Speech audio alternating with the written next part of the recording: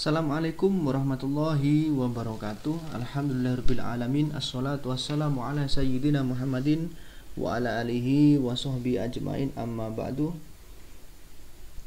Selamat pagi anak-anakku sekalian, saya banggakan, kelas 9 yang saya cintai. Semoga kita selalu dalam lindungan Allah Subhanahu wa taala.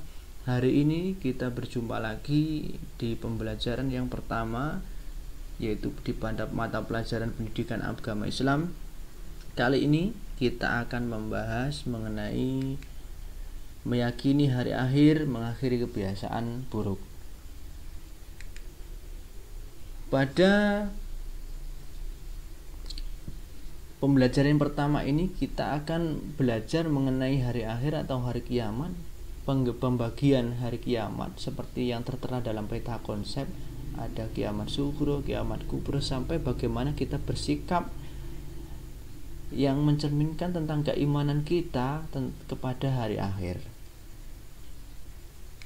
Selanjutnya, anak-anakku sekalian, saya banggakan, perhatikan gambar berikut ini. Ada 3 gambar yang saya sajikan. Yang pertama yaitu sholat jenazah, pohon tumbang, dan gunung Merapi.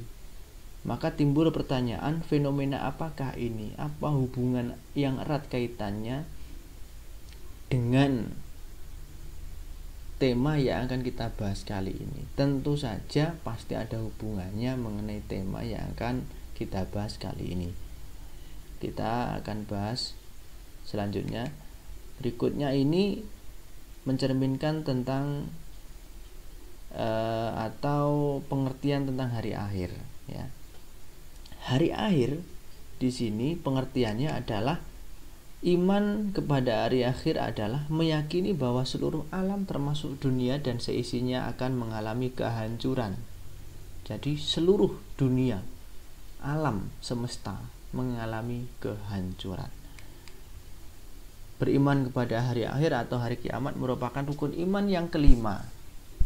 Maka kita wajib beriman kepada hari akhir, kalau tidak kita akan mendapatkan dosa yang sangat besar. Dasar yang menyatakan hari kiamat itu ada itu banyak di dalam Al-Qur'an. Di sini saya mengutip satu surat di dalam Quran, surat Al-Hajj, surat ke-22 ayat ke-7 yang berbunyi Bismillahirrahmanirrahim. Wa anna as-sa'ata atiyatun la raiba fiha wa anna Allah yab'atsu man fil kubur. Artinya, dan sungguh hari kiamat itu pasti datang, tidak ada keraguan padanya, dan sungguh Allah akan membangkitkan siapapun yang di dalam kubur. Maka di sini sudah jelas bahwa hari kiamat itu sudah pasti adanya, tapi manusia tidak ada yang tahu kapan terjadinya hari kiamat itu. Selanjutnya, macam-macam hari akhir atau hari kiamat itu ada 2 sebenarnya pembagiannya. Yang pertama itu ada kiamat sugro atau kecil, yang kedua kiamat kubro atau kiamat besar. Mari kita simak penjelasan berikutnya. Nah, di sini kita akan coba lebih memperdalam tentang arti kiamat sugro. Apa kiamat sugro adalah? Kiamat sugro itu terjadinya kematian yang menimpa sebagian umat manusia. Misalnya matinya seseorang karena sakit, kecelakaan, musibah tsunami, banjir, tanah longsor, dan sebagainya. Artinya bahwasanya kiamat sugro itu tidak terjadi di semua wilayah atau seluruh alam semesta, tapi terjadi di sebagian wilayah. Dan tentunya kiamat sugro itu bukan hanya tentang kematian saja, akan tetapi tentang sebuah musibah tsunami, banjir, tanah longsor, dan sebagainya, atau kecelakaan. Jadi yang penting di sini adalah bahwasanya kiamat sugro itu kiamat kecil, tidak terjadi di semua wilayah tapi hanya di sebagian wilayah. Selanjutnya kiamat kubro. Apa kiamat kubro itu? Kiamat kubro di sini diartikan sebagai kiamat besar, yaitu terjadinya kematian dan kehancuran yang menimpa seluruh alam semesta. Dunia porak-poranda, rusak dan hancur, kehidupan manusia akan berganti dengan alam yang baru, yakni alam akhirat. Artinya, kiamat ini seluruh alam dunia, alam semesta itu terkena hancur, kehancurannya itu sangat luar biasa karena menimpa seluruh manusia, seluruh dunia, seluruh alam semesta semuanya rusak. Dan setelah semuanya itu sudah tidak ada lagi, maka akan berganti dengan alam akhirat. Itulah yang dimaksud dengan kiamat kubro. Jadi kiamat itu pembagiannya ada dua, kiamat sughro dan kiamat kubro. Penjelasannya sudah ada. Selanjutnya, gambaran mengenai hari kiamat itu ada dalam Al-Quran. Banyak surat yang menggambarkan tentang hari kiamat.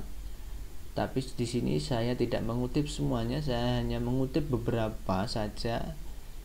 Tapi cukup untuk menjadi atau menambah keimanan kita sehingga kita menjadi lebih percaya tentang adanya hari akhir atau hari kiamat.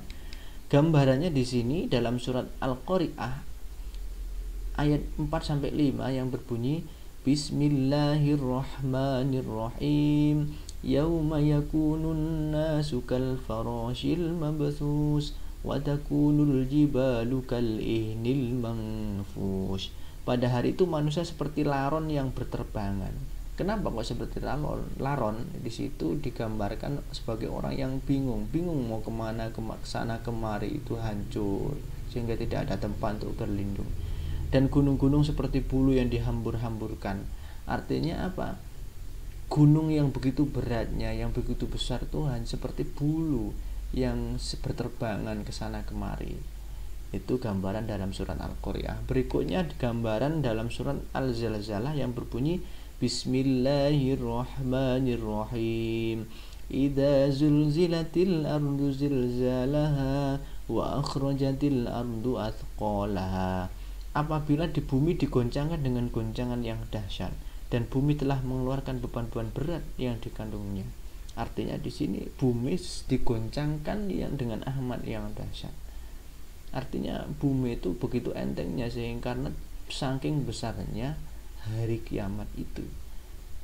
Dan apa yang ada di bumi itu keluar semua, seperti lava, gunung, isi perut bumi itu keluar semua. Itulah sedikit gambaran mengenai hari kiamat. Saya harapkan apa yang saya jelaskan tadi bisa paham anak-anakku. Apabila mungkin nanti ada yang kurang paham, bisa ditanyakan melalui via WA atau via Google Classroom boleh. Dan semoga ilmu yang saya ajarkan kali ini menambah keimanan kita semua sehingga kita selalu bertakwa kepada Allah dan selalu dapat lindungan Allah Subhanahu wa taala. Akhirul kalam, wassalamualaikum warahmatullahi wabarakatuh.